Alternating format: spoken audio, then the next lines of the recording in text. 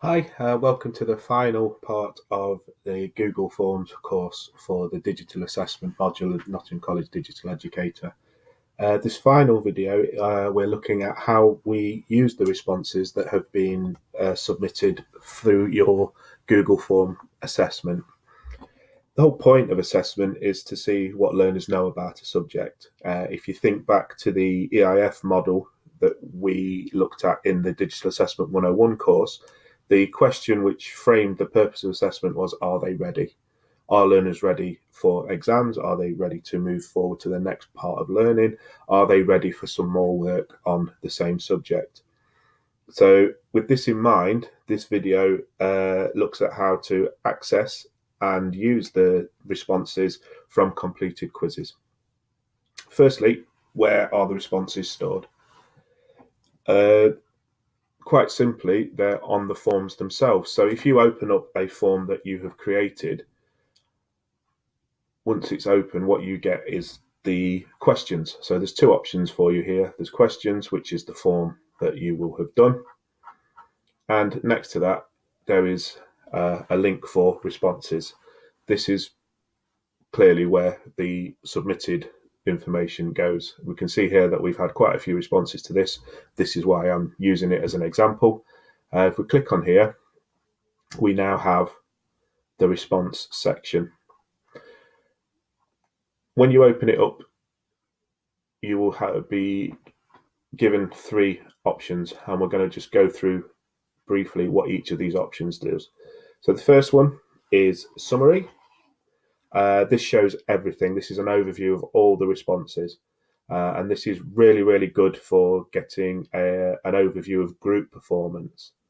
If we just scroll down into the responses here, we can see that it's choosing a useful way of presenting information. Here we've got a breakdown of the faculty areas that from where learners have been. And now getting onto the more useful data. So we're looking at this form was used to just gauge how learners felt about upcoming GCSE English language exams in the revision period that we were in, trying to use this to assess what revision would be best for learners in the groups that I was teaching. Here we can see quite clearly that paper one people were happier with, so it kind of showed me that I needed to concentrate more on paper two. And then, so an overview of the papers, and now going into question by question, using this information to get an overview quite quickly. You can see it's visual and it will help when you're coming to plan. We can see here that if we go to the bottom, we've got learner voice here, talking about taking control of learning, taking ownership of learning. The final question was about what they would see, what they feel would help them improve their skills and knowledge. And from the options that we're given, it's clear here that the practice questions and worked examples were the two favourites. This really, really saved me time. It saved hassle with learners not feeling that they were getting the work that they needed. And essentially, we spent revision looking at paper two and looking at practice questions, how to answer them, and then getting learners to do their own version. So summary is a really, really useful way to use these responses to find group performance and see what to help inform planning and the next steps of a learning program. Question offers a whole group response, but we're looking here into questions, so it's individual questions and the breakdown of it.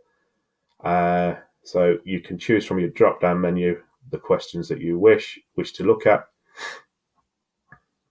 and we've got all the different groups of responses that we can get. And then finally, individual, as you may have worked out, is looking at the individual responses offered by learners. I don't think that there's a way in which you can skip to individual responses through search. If there is and you find it, please share how to do that. But you go through using your arrows there until you find the learner that you want.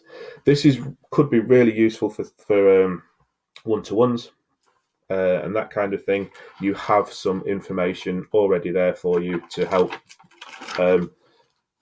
develop and any conversations that you're having with learners about individual performance, individual concerns, individual needs for whatever it is that you are working with them on.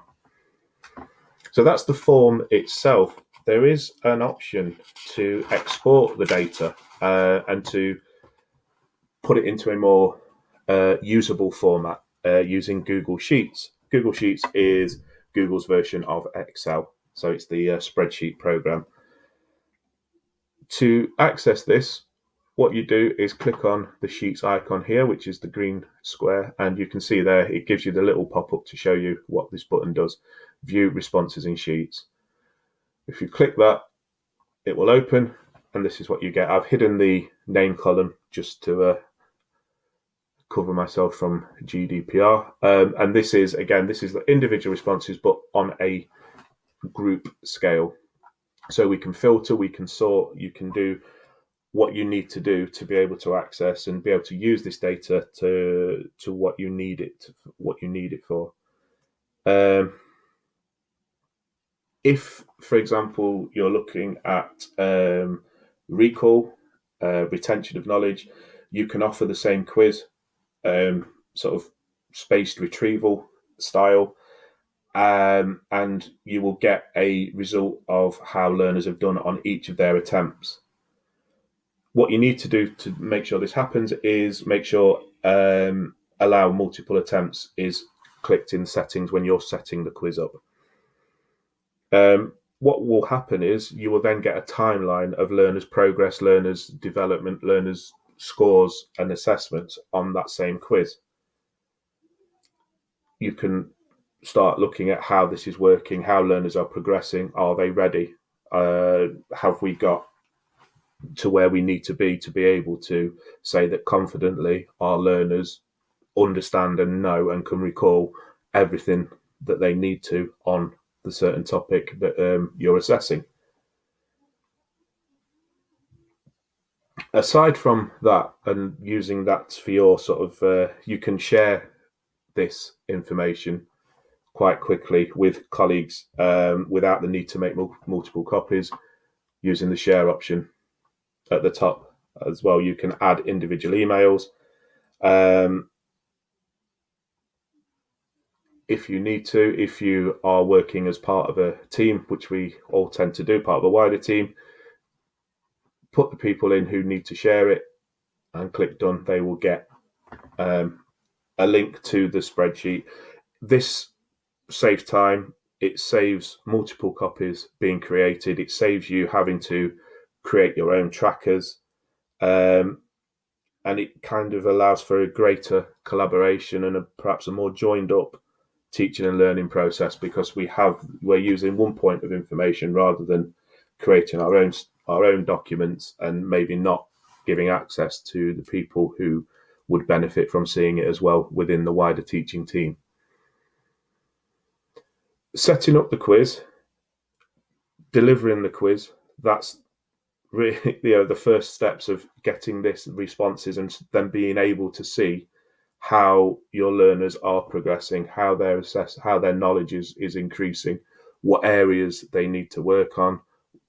Is there a group need? Is there an individual need? Forms and quizzes are really powerful for doing that. If you ask the right questions and you set your forms up to get to what you want to look at, responses are there for you and the data is there for you to use immediately.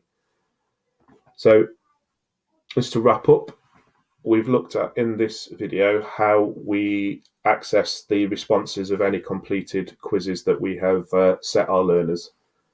We've looked at how to access the responses, an overview of the response type for us to analyze and look at, and also how to export the responses into a spreadsheet format to allow for greater manipulation, greater sorting and analysis and sharing with with colleagues. This is the final video of the Google Forms course. Please share your thoughts, your ideas, your opinions, your working thoughts and on the Microsoft Teams to help and encourage other people to give each other support, and have a go at the quiz. And there is also an assessment in the course where you have to create your own Google form. There'll be more information on that coming up shortly. Thank you for watching. Goodbye.